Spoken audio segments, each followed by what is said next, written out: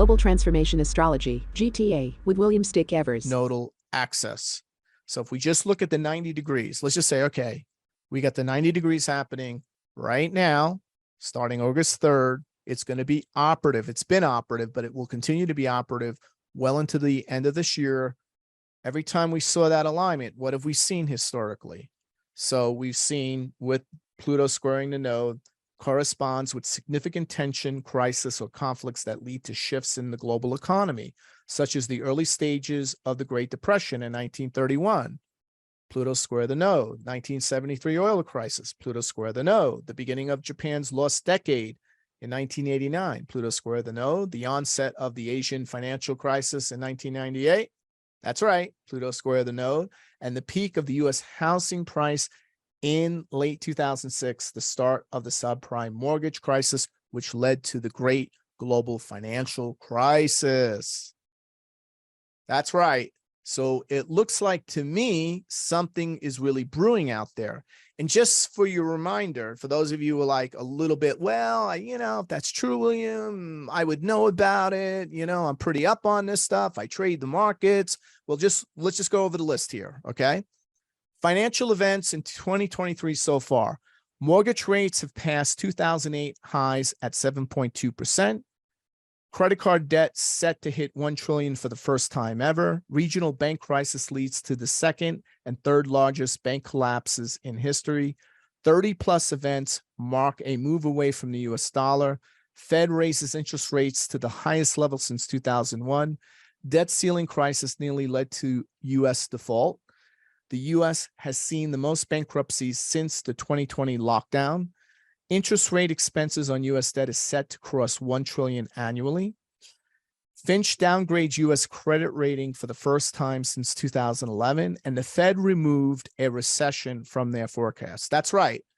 Jerome Powell said on Wednesday that the central bank's staff no longer forecast a U.S. recession, and, quote, we do have a shot for inflation to return to target without high levels of job losses.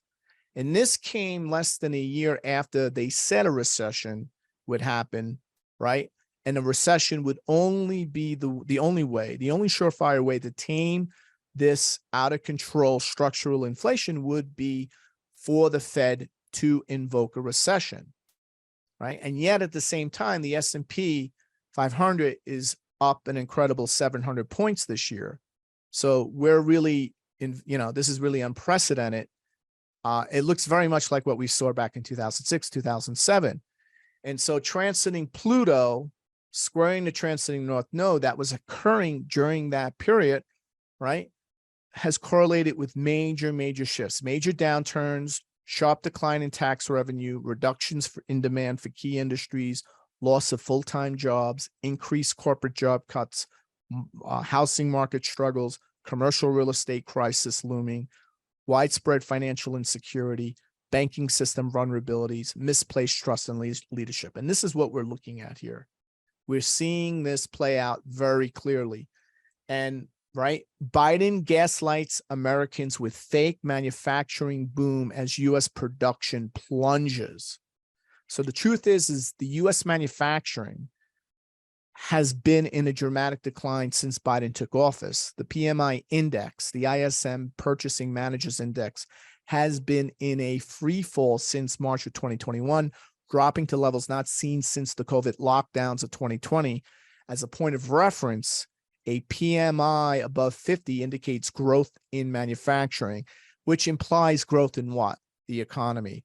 A PMI below 50 indicates contraction. Under Biden, the PMI has dropped from a high of 64 down to a current low of 46. If we set aside the COVID lockdowns, that's the lowest level for the PMI since the 2008 credit crash. So it's overwhelming. Bidenomics is going into overdrive, where Biden is consistently maintaining that the economy is robust, asserting that their initiatives are effectively enhancing the economic landscape. right? And as this is being touted, US bank shares dropped as Moody's lowered its ratings for 10 small and mid-sized banks. So remember, the 10 small and mid-sized banks correlate with what? They manage, where do they make most of their money? From retail? No, from the corporate real estate space. The corporate real estate space. So investors, right, rattled by the collapse of the regional banks in California and New York this year, have been watching closely for signs of stress in the industry as rising interest rates are forcing firms, these small banks and regional banks, to pay out more for deposits, bump up their cost of funding from alternative sources. And at the same time, those higher rates are eroding the value of these banks and their bank assets, making it harder for commercial real estate borrowers to refinance their debts and weakening lenders' balance sheets. And as a result, these banks are not lending out. And these, right, commercial real estate borrowers need that liquidity. So liquidity is drying up. And what we're seeing is a delinquency rate of commercial real estate mortgages on office properties that have been securitized into commercial mortgage-backed securities spiking by 5%. Right. So that, right, by loan balance in July, up from a delinquency rate of 2.8% in April, having now spiked 2.2% points in 3 months. And by far the biggest 3-month spike in the data going back to 2000, and a 3.4 percentage points so far this year. By far the biggest 7th-month spike, according to TREP, which tracks and analyzes CMBS. So it is really clear, right, that we have banks in trouble. They're being, right. Did this not happen? Wait a minute. In the Big Short, in the movie, did you not see the characters go to Fitch and all these different rating agencies and saying, how are you propping this thing up? And they basically just told them to walk away, right? And what do we see right after the financial crisis? We saw them downgrade.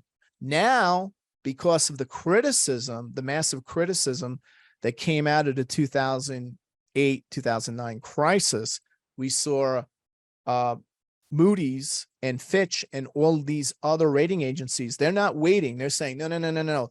We're now going to do what we should have done in 2006 and 2007 and let everybody know, right? So now we're seeing not just these smaller banks, but we're now seeing larger banks. So Moody's just said that they, because of the higher funding costs, regulatory capital weakness, rising risk tied to commercial real estates, they may downgrade some of what? The larger banks, some of the too big to fails that will be bailed out regardless, even if it creates a inflationary crack-up boom as a result, right? In order to ensure that Biden gets reelected at all cost. So over the past century, various financial market events have coincided with solar and lunar eclipses. So I'm going to bring that up to you. I want you to keep that in mind, right? Because what's happening here, and I'm going to move a few slides ahead, is that we're moving into an eclipse zone. Remember, an eclipse that occurs in mid-October, you go back 3 months, that's mid-August, and you start seeing the impact of that eclipse. So for example, right, you just look at the panic of 1907, there was an eclipse that occurred, right? The preceding October panic.